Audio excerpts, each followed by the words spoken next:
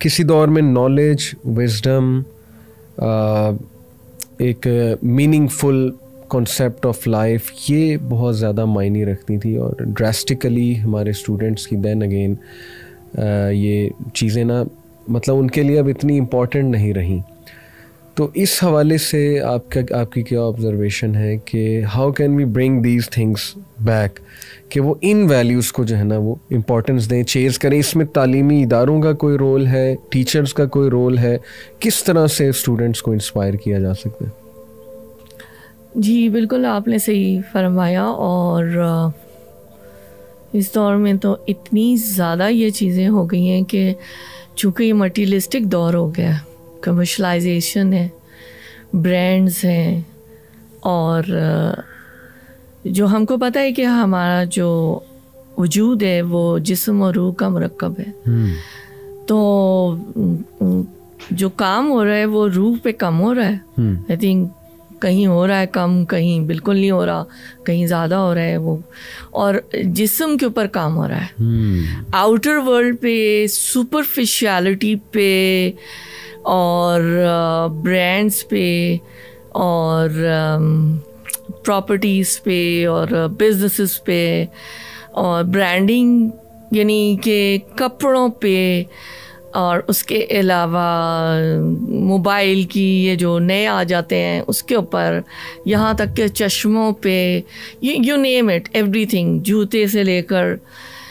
The thing is कि ठीक है, अगर अल्लाह ताला ने किसी को दिया है तो वो एक मॉडरेशन में उसको इस्तेमाल कर सकता है, लेकिन अपनी ज़ात के लिए ना।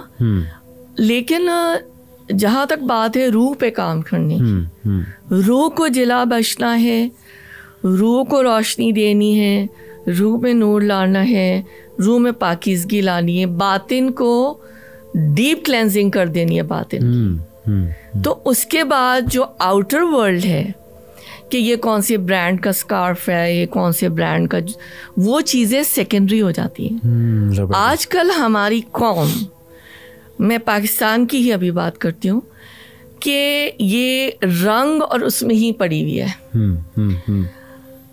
जो लॉर्ड मैकॉले ने कहा था ना कि अब जो ये आज़ाद हो गया पाकिस्तान, जी। तो ये लोग जो हैं ये they will not have our skin and our blood, but ये हमारे जो है ना वो सर्वेंट्स होंगे माइंड के तौर पे, जहनी गुलाम होंगे, इसलिए कि निज़ाम तालीम जो है ये हमारा चल रहा होगा। ठीक है ना। हमने चूँकि निज़ाम तालीम पे बात, हमारी अब तक काम सॉलिड नहीं हुआ, इंडिविजुअली लोग कर रहे हैं, लेकिन इस्लामी निज़ाम तालीम के ऊपर काम नहीं हुआ है। सही। अच्छा, जहनी ग़ुलामी जो अब तक 3 जनरेशन्स आ चुकी हैं या 4 जो भी पाकिस्तान के बाद, वो अभी तक ख़त्म नहीं हुई। उसके अलावा जो इन्फ्लक्स है, at this time world is a global village जी। तो जो इन्फ्लक्स है, कल्चरल इन्वेजन है, और ये सारी चीज़ें, मीडिया है, हम दुनिया जो है जेबों में हाथ में लेके घूम रहे हैं, तो उसकी वजह से जो है ना सारा चेंज आ रहा है। और एस्थेटिक्स आप देखें, मैं हूँ तो मेडिकल डॉक्टर ही, नॉन प्रैक्टिसिंग हूँ right now, but I am working in other areas. But the thing is कि मुझे ये मालूम है कि कौन सी 3rd, 4th, 5th, 6th पुरानी से पुरानी मशीनें डॉक्टर्स लेके बैठे हुए हैं बास, और they are not even certified, और वो जो है ये स्कैन और फलाने, यहाँ तक कि क्योंकि मैं तो ये फर्स्ट हैंड इंफॉर्मेशन है मेरी जी, मैं इस फील्ड में हूँ, मेरे अहबाब है मिलना जुलना, यहाँ तक कि टेक्नीशियंस तक वो सर्जरीज कर रहे हैं, लेट अलोन FUE और etcetera hair transplant, I am talking about other thing. कि अ टेक्नीशियन टोल्ड मी कि वो टेक्नीशियन है, and the girl she is charging in lakhs, and she's doing the falani surgery. So I was just shaken up, because everybody thinks कि I have to get it done, I want to look beautiful जी। और बास ऐसे भी लोग हैं, मैं हैरान होती हूँ लोगों को देख के कि खूबसूरत से खूबसूरत लड़कियां और लड़के हैं, वल्लाह मैं आपको बता रही हूँ। और जैसे कि मैं किसी से बात करती हूँ, अपनी बेटी से ही बल्कि बात हो रही होती तो कहती है अम्मी there is no end to it. जैसे गूगल पे मैंने एक देखा था कि एक मॉडल थी, she wanted to be like a Barbie doll, तो not a single area was exempted and she was badly distorted. So this is one example only. And of course people are our nation as a whole, वो हम बाहर की दुनिया में लगे हुए हैं। जी। तो मैं किन चीज़ों को मानती हूँ, हम सब हमारे दिल भी इसकी गवाही देंगे कि हमारे पास दीन इस्लाम की नॉलेज हम अमल करने की कोशिश कर रहे हैं, ठीक है।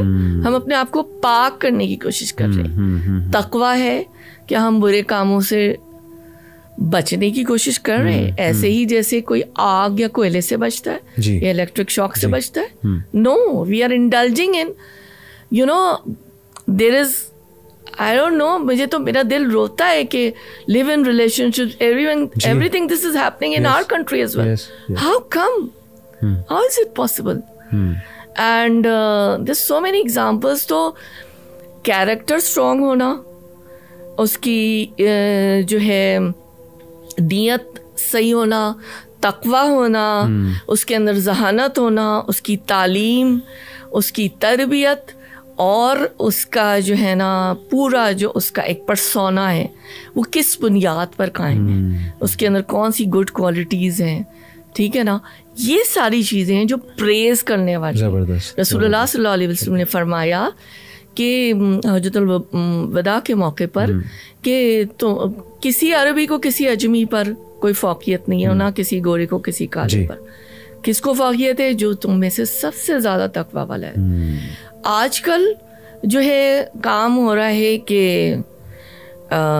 लड़के देख रहे हैं कि खूबसूरत से खूबसूरत लड़की मिल जाए, ताकि चाहे उसके पास ब्रेन है या नहीं है, चाहे उसका कोई कैरेक्टर है या नहीं है, मतलब कुछ भी नहीं। और लड़कियां भी they are dying after good looks and everything. I am sorry to be very blunt about it, but these are not those things which will last. 6 दिन बाद जो है ना सारी वो 1 महीने में सारी वो खुल जाती है ना। और फिर the thing only counts is your character, your nature, your behaviour, your attitude. So what can you do about this रंग and all these material things? This is very superficial. True. So another important thing जिस पे youth काम कर सकती है वो तकवा है, ईमान। माशाल्लाह एक तो आपने काफ़ी डिस्कशन की उस पे। एंड द सेकंड थिंग जो मैंने माशाल्लाह आपके सारे इससे पिक की, दैट इज़ कि तकवा can take you a long way इंशाल्लाह। खुदा खौफी, अल्लाह सुब्हानहू व तआला से गहरा ताल्लुक़, वो ये सारी चीज़ें, सारी डायरेक्शंस आपकी जो है वो ठीक कर देगा।